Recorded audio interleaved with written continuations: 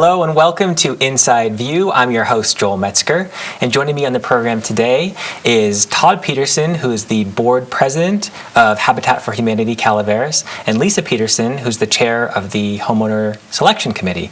Welcome, both of you. Thank you. Thank you very much. Thanks for having us. Well, it's my pleasure to have you on the show, and it's good being back as the host for a while. I've had a little bit of a hiatus recently. So before we get into Habitat for Humanity and what's going on, I know there's a lot of exciting stuff you have to share. I want the audience to get to know both of you for just a little bit. So why don't we start with you? Tell me about how you came to Calaveras and how you came to get involved with this guy and Habitat. Well, that goes back almost 20 years. Todd and I have been married for 20 years, but he became board president, and there was an opening on the homeowner selection committee, and he said, "You'd be great at that." So I was recruited, but we're originally from the Oakland, downtown Oakland, and we're actually live in Amador, but Amador doesn't have a Habitat for Humanity. So anyway, that's their loss and Calaveras' gain. So absolutely. Yeah. How about you? I'm a retired lawyer, and I practiced law in San Francisco for 30 years. And during the entire 30 years, while we were married, that we always felt we needed to give back. And so when we retired to the gold country, we decided how could we do that? And we tried a variety of things, and we still do a variety of things. But Habitat for Humanity just fit the bill. It was a way to do things for people in need and it provides a structure and a way to do it that we just couldn't have found by ourselves. No, absolutely. So even though you're from Amador, a little north of us, we do love all of the foothills. So where in Amador did you settle down? Pine Grove. Pine Grove. So you're a little up the hill, up in the conifer belt and all of that? Okay. Yes. As the crow flies, we're only 3 miles from the Moke River, so we're real close to Calaveras Very County. close. Very close. What was it about this area that attracted you from the city? Because you could have gone anywhere.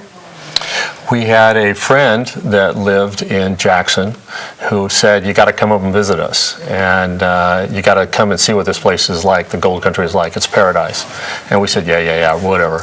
And we came out and visited him once, and we said, "Well, this is kind of interesting. If we ever come back, see you again, we'd kind of like to see how much property costs here and stuff like that." And we came back to see him a few weeks later, and sitting in his living room was a realtor. And the realtor said, "Well, let me tell you about it." And that led to us going shopping for a house and buying it, and decided this was the place we wanted to be. So did you kind of do the part-time up here and part-time down there for many years then? we were weekenders for 10 years. 10 years, Yeah. wow. Yeah, and we lived in a condo complex in downtown Oakland. And then up here we have 5 acres, and we planted grapevines and fruit trees and all this stuff. And it was a very unusual week life, because we work in the city and then we come home on the weekends and come up here. And but we loved it. Yeah. Yeah, I spent every Monday morning I was in my office in the financial district in a white shirt and a necktie. Oh yeah. But on Saturdays and Sundays I was usually shoveling manure for the trees that we were planting, digging holes and all this kind of stuff. And I loved them both, but I really actually liked the manure part better. I was raised on a 10-acre farm just about 5 minutes from here, and there's nothing like working with your hands on the land. I mean, absolutely. Yeah. So, very cool. Well, we're glad that we attracted you up to this area, and we're glad that you're involved in Habitat. So, how long have you been involved with Habitat for Humanity? I just had my 2nd anniversary there. I just joined it because I called and I said, "Can I help?" And they said, "Yeah." And I came down, and within a year they made me president of the board. And once I got wrapped up in it, I pulled you into it as well. So you've been in your position for how long? Just probably a month or two. I've been on the committee for over a year, but as a chairperson, just a couple months. Just a couple months. Yeah. Okay, well, I know we have a lot to cover. Yeah. So just tell me, who is Habitat for Humanity, first of all? Habitat Humanity is a nonprofit organization, and our mission is simply to build affordable housing for people in need. And that means that we can build and repair homes at a price far below what you could get on the open market. So what happens is we will build a house, And then because we use donated materials and donated labor, and we get people to discount their prices, the end price of that house is usually as much as 40% less than you get on the open market. And then in addition to that, we are lenders subject to all the federal and state laws. So we can offer a mortgage on that house at 0% interest. And because we are a nonprofit organization, there is zero profit involved. And as a result, we can get people into houses, and we can get people and get people's houses repaired much cheaper than anybody else can. One of our requirements is that a hand up is better than a hand out. So we're not going to give it to you for free, because people don't value something that costs nothing. And it also means that you have to partner with us.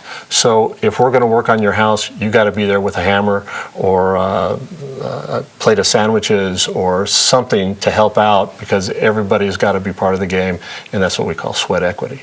Got it. And that's a requirement for all of the folks that you work with? Absolutely. Great. We have, one of our main requirements is you got to be our partners. As a matter of fact, that's what we call our homeowners, our partners. Okay. And one of the things of being a partner is you got to be there with a hammer next to me. Absolutely. So what is the organization kind of as a whole been able to accomplish, and how big is the organization? Huge. It's huge. Habitat for Humanity International, the head office is in Atlanta. It has built or repaired more than 800,000 homes in 70 countries. It is worldwide. To give you an example, in 2017, Habitat served nearly 3.5 million people around the world. And if you took out your watch and you counted seconds and minutes and hours and days and weeks and months, that means that we served somebody somewhere in the world every 4 minutes, 24/7, every single day. Incredible. We are the local branch of that. We call it an affiliate. And of course, we are much smaller than that. We are not building millions of houses. We've been here almost 20 years. In the 20 years, we've built 16 new houses for people in need. We've repaired or maintained hundreds of houses. And every single project we have is in Calaveras County. As a matter of fact, if you donate money to Habitat for Humanity Calaveras, that money will be used to build a house in Calaveras County. So there isn't a certain percentage that's scraped off and sent to corporate or something like that? There is a small percentage that goes out because we use their support, because they have enormous experience, enormous expertise, and experience and expertise is something you have to pay for. Sure. And that's how they support themselves and continue their mission. But that money that we give to them is a small percentage, and it's well worth it for us. It makes us much more efficient. Absolutely. So what's going on right now in terms of construction? Do you have anything that's about to start or in progress? Or I got to tell you, Joel, we got so much going on. Okay. It's quite amazing. Our organization has always moved along at about 60 miles an hour the whole time. We've taken on some new challenges, and now we're going at about 120 miles an hour. We got a lot of things going. There's a lot of people out there that we can serve.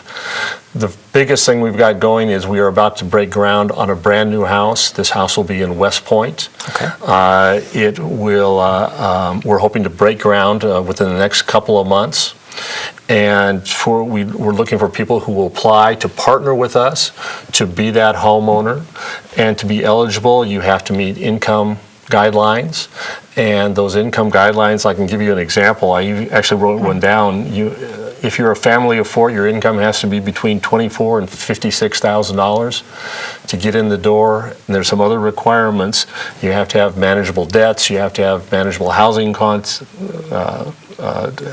debts, and you have to be willing to commit 4,400 hours of sweat equity.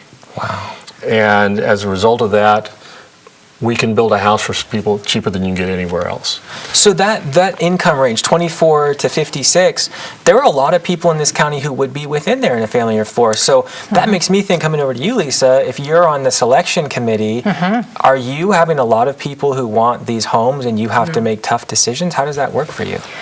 Well, I haven't had to do that yet, so this is new territory for me. But yes, potentially we could have lots of people that apply that fit into those guidelines. We do a home site visit as well. there are some criteria. Their home has to, their current living conditions have to be substandard, and that can be overcrowdedness. It can be the quality of the home or apartment that they live in. It could also be the cost involved. They should not be paying more than 30% of their income towards housing. So that's considered also. So we take all those things into account, and as Todd said, we're lenders, so we do not discriminate. We do not, we base it solely on managed and confirmed criteria. So we'll see. How many people we get? We're accepting applications in person at the Habitat office, which is at the Senior Center here in San Andreas on the 16th, 17th, and 21st. And why do we do it in person? Just somebody may come to us and not have everything they need. They've got to bring a lot of documentation. They may have original documentation, which we don't want to be responsible for keeping. So we'll have a copier there. We can make copies, give them back their originals. We can tell them we need a couple more pieces of information, come back tomorrow. So that's why we are doing it in person. So up until 5 o'clock on April 21st, we're accepting applications, and then we go from there and see. And the numbers I gave you aren't made up. The 24,000 to 56,000 for a household of 4. Those numbers are 30% of the average income in Calaveras County to 80% of the average income. So to give you an idea, is if you're at that 24,000 level, for every $10 that the average family brings in Calaveras County in income, you're only bringing in 3. And so that's a big stretch of folks that we get there, for everywhere from 30 to 80% of that. And there's an interesting statistic in Calaveras County. Most of the people who come into their homes prior to that were renters. In Calaveras County, the average rent is $1,300 a month. And they measure that to figure out if that's high or low. And the way they figure it out is they take the average income, and if you're paying more than 30% of your income towards rent, that's what they call rent overburdened. It means you're paying too much rent. The percentage of renters in Calaveras County that fall into that category, who are paying too much rent for their income, are almost 50%, 47.5%. Wow. When we sell somebody a house, the most their house payment will be is 30% of their gross income. And so right now, that means better than almost half the people in Calaveras County will get a better deal out of buying our house than they are in paying rent every single month. And that corrects that overburdening and allows them to have a chance at bettering themselves and having maybe a chance at spending more of their income doing other things. Absolutely right. And it has a lot to do with the pride of home ownership. It's kind of interesting. When we come to a neighborhood, sometimes the neighborhood gets a little nervous because they say, well, Habitat for Humanity is coming. Poor people must be coming to my neighborhood. Oh, no, oh, no. And what we find out is we take the time to explain to the neighbors who these folks are and how these are people who are trying to better their lives, who are going to sign a mortgage, and they're going to take pride in their home, and they're going to be good citizens, and they're going to be good neighbors. And we find out very quickly that the neighbors embrace the people we bring into the house because these are people of good character. Fantastic. And that come back to you, the selection committee. You're not discriminating, but you are looking for a good candidate, I imagine. Absolutely. All the way through. Yes. Yeah. Okay. And, they have to be our partners, so they have to, commit to that sweat equity. And I was just going to say that 400 hours, whenever I hear that, I think, oh my gosh, that's a lot. But it's not necessarily them. It can be family members, and if they're not physically able to swing a hammer, they can work in the restore, they can help in the office. There's lots of things that they can do rather than just be on the work site. You just mentioned restore. Tell us about restore. Oh, yeah, that's his Well, baby. our Restore, people say, what's a Restore? Restore is a thrift store. It's our thrift store. And I heard it described as the coolest garage sale in Calaveras County, and it really is. It's the best thrift store around. Lots of architectural salvage kind of stuff. So if you're looking for a new door, you're looking for a new faucet, you're looking for an old sink, we've got it. We've got a Restore now. We had a Restore for years here in San Andreas County.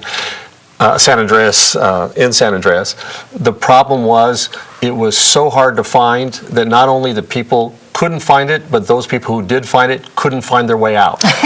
Okay. And so what we have done is we've rented a warehouse in San Andreas at 49 and Pool Station Road.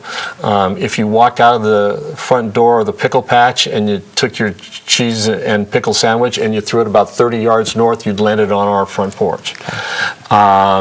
It's easy to find. You're able to see it from 49. It's going to have lots of space. It's going to have lots of parking. It's going to have lots of merchandise. And we're going to open it up sometime in June. And we're very excited. We want to ask people to come by and come shopping. And we ask them to come by and bring their stuff. Because when you're going through the garage, when you're going through Grandma's attic, and you've got stuff that you think other people might want to buy, bring it to us, we'll give you a tax deduction, and then we'll sell that stuff, and that all goes to serving people in need with new homes and repairs of homes. Now, is it mainly kind of building supplies, or is it anything and everything that you would consider accepting? The only thing we don't take is clothes. Because clothes are hard to deal with, and they usually we can't charge as much for them as we'd like. So we have lots of things like couches, chairs, tables, appliances, books, DVDs, but all the architectural stuff too. All the toilets and doors and lighting fixtures. So it's like if you want to redo your bathroom, go to Restore first before you go to Lowe's, because you could get most of what you need right there. Well, it's kind of interesting. The answer is yes, but actually Lowe's is a good friend of ours. Oh, okay. And when they have overstock, they will call us up and they'll say, we've got 3 dozen toilets. Do you want them? Yes, we do. And we go get them, or they'll ship them down to us. Matter of fact, when I go into Lowe's up in Jackson or in Tuolumne County, they know me, and they'll say, when are you going to pick up those paving stones? I'll say, what paving stones? Oh, didn't we tell you? We saved these for you. We think we can't sell them. Do you want them? I'll send a truck back. We'll have them tomorrow. Awesome. Something like that. So, yeah, we have good friends. And that's another thing is we will pick up. So people don't have to bring their stuff to the Restore. They can call and have it come, and we'll pick it up. Do you also clean out garages? We're not that show on TV. Okay. Unless we get to keep what we find. Yeah, indirectly, if we take the stuff because we can sell it, yeah, we're cleaning out your garage. Okay. And also, if you're a senior and you've got it in the house and Grandma's hutch is on the second story, we'll go up and get it. And We'll come down and we'll put it in our truck and we'll take it off your hands. So another thing that you do is the home repair program. And that's a different program than the full new house and the Restore program. So I didn't even know about this. So tell me about the repair program. Do you want me to talk about it? Yeah, why don't you talk about the home repair program? Okay, so we were recently given a grant from the U.S. Department of Agriculture. So we have $50,000 to spend. And we have till October 1st to do it. And we have to spend it on home repairs. Spend it on home repairs. You have to live in Calaveras County. You have to own the house you live in. If you are a senior or disabled, extremely low income, or a Butte fire victim, we have a subsidy of $2,000. So that's free money. And then anything over and above that, it becomes a loan. And, zero interest loan. It can be paid over time, I think up to 5 years. Up to 5 years. So we just did one recently where I think it was a $20 payment a month for 3 years for someone to fix some siding on the back of the house and repaint in that area. And we're really want to spend this money because then we'll get this grant again. And we're working with people. We've done one woman in particular. She was eligible for the subsidy, and the additional amount she's paying in payments, and she's working at the restore. So all those things combined, we're going to be able to replumb her house, which the pipes are corroded, and get her bathroom fixed up so it's much more accessible for someone who's elderly, grab bars, higher vanity, things like that. So this is all allows people to stay in their homes and continue making their payments on their homes and living independently. And this particular woman, the repairs on her home cost $2,800, and she got a $2,000 subsidy. And then in regards to the remaining $800, she was able to work off half of that by working in our restore, and the half she was able to make in 3 payments to us. So the bottom line is that she got $2,800 worth of repairs for about $400 out of pocket over time. And that can be huge for folks who just couldn't afford to do these things. And eventually, if you don't repair your house, you could get red tagged by the county or something terrible, and or maybe you have to move or all hurt kinds yourself. of things. Or hurt yourself. Yeah, Right. I talked to one woman who said, "Oh, I can't go out on the front porch anymore. It's so rotted out. I can't walk on it." So, are they going out the back way and going down steps or doing something else? And it's really good. It's really great. So we really, if people know somebody or are someone who could fall into any of these categories and need home repair, please call our office, and we can send out an application. And the same income is the same, the 24 to 56? Exactly. Exactly right. And the process is very similar. At the end of the day, what happens is we give you a loan. And depending on who you are, it depends on how the size of the loan is, what the size of the loan is. If you're not a senior or one of the other categories, we can't give you a subsidy, but we can still, our prices are cheaper than anybody else's. And so it works out very, very well, and we can adjust that. We've given out loans that were paid off in 6 months. We can have them paid off in 5 years. And as a result, we can get people to get repairs to their homes for, like, what'd you say, $25 a month? That was $20 a month. $20 a month. Which is very doable, Yeah. even Yeah. if you don't have much money. Okay, and remind me again, how do you apply for this program? Is it in person too? Or? That one, no. You can call our office, 209-754-5331, and ask for an application for the home repair program. Okay. And they'll mail it out to you. There's a checklist of documents that you need to provide, and you can just drop it off when it's completed or put it in the mail. Fantastic. Yes. And so for both of these programs, the new construction and the home repair, we'll check to make sure what your income is. So we'll want to see your W-2s. We'll check to see if you've got a lot of debts, because if you're already got lots and lots of debts, we're not going to give you more because that's not going to work out very well. Yeah. And then people say, well, wait a minute, don't you give this stuff away for free? And the answer is no, for 2 reasons. Number one, a hand up is better than a handout. But the other thing is, when people pay back the loans, what we do is we take that money and then we go serve other families. Right. And then we do it again and again and again. And that's why we can serve families all over the county continuously. We've been here for more than 20 years. We're going to be here for another 20, 30, 40, 50 years. And that's the way we do it. It's a sustainable program. No, absolutely. So you're on the board and you're head of this committee. Is there an executive director who's leading all this as well? We have a brand new executive director. He starts this week. He's scared to death. No, he's not scared. No, he's not. He's hitting the ground running. His name is Scott Behill. Scott Behill used to be the mayor of Angels Camp. He's retired from that, and he used to be a city council member in Angels Camp. And he is going to be out in the community. You're going to see him everywhere, because one of his jobs is to make ourselves more known. So he's right now designing a marketing plan for the new restore. He's reaching out to folks so we can get more people that we can help with repairs. He's going to reach out to people so we can encourage them to apply for the new home that we're building in West Point, and he's going to reach out to help us with fundraising. And so if somebody knocks on your door and it's a handsome guy about my age with a lot of gray hair, just say, "Hi, Scott." That's him. He's from Habitat. He's a friend. Awesome. Well, I wish him all the best of luck. I'm sure he's going to do great. Is that a paid or volunteer position? That's a paid volunteer. That's a paid position. We only have We keep our costs low. We only have 3 employees, and one of them only works 5 hours a month. 5 hours a week, sorry. Okay. So all of this really runs on volunteers for the most part, is what it sounds like. Exactly right. But you do need funds to allow these programs to go, and you need more funds. So how can people get involved and give to you if that's what they want to do, if they want to help out? The easiest way is to donate to Habitat for Humanity, Calaveras. Okay. We're a 501c3 corporation, which means any kind of money or service that you donate is tax deductible, which is a great thing, and we certainly appreciate that. But Joel, what we really need is we need people who are willing to volunteer for our new construction and our home repair program. And of course, we love it when people in the trades, plumbers, roofers, carpenters, volunteer. But you don't have to be any of those.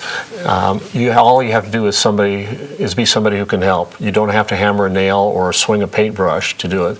There's a million things we can have you do, everything from making lunches for the workers on site, to helping us to organize things, to working in the restore, to working in our office. And so what we really need are volunteers. And if you call us up, we'll have you fill out a form that tells us name, address, email address, what's the best way, and what skills you have, what you like to do, what you hate to do. And that's our lifeblood. How many volunteers roughly do you have now, would you say? We have a database with about 400 volunteers. Some of the people on the list have never volunteered. Some of them have volunteered hundreds of hours every year.